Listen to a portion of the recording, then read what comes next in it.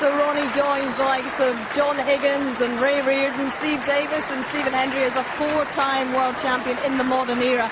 And he's reticent, obviously, guys, to say how many are in him. How many more do you think are in him? As many as he wants to have in him, simple as that. He's got more talent than any human being has a divine right to have. He's been sprinkled with stardust, that boy, he really has. And when he puts it all in, he's unplayable at times. That's how good he is. Sum up his Crucible campaign this time, compared with the other three. I think very controlled amongst the genius that he's produced on the table, and at times unplayable.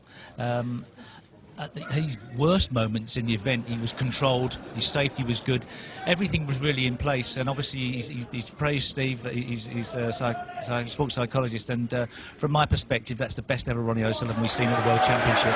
Now Ali Carter is joining Jimmy White and Matthew Stevens with an unwanted tag at the moment as the only guys to have featured in multiple finals and not one yet. But what has he proven to himself and to everybody else watching this campaign, John? Well, he's certainly good enough to compete. He shouldn't be thinking about flying an aeroplane. He should be thinking about playing snooker, because he's certainly good enough. And listen, he's lost in 2 finals to a genius twice. Indeed he has. How will you reflect upon this year's championship, Steve? I think it had everything. I think it was a great balance to it. We've seen the introduction of the Chinese players, but I think it was Ronnie O'Sullivan's World Championship by a mile. Indeed. All right.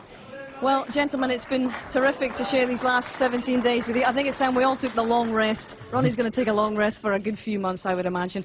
But that is it from the Crucible for 2012 and the Betfred.com World Championship. I hope you've enjoyed it. It's certainly been controversial. It's certainly been captivating.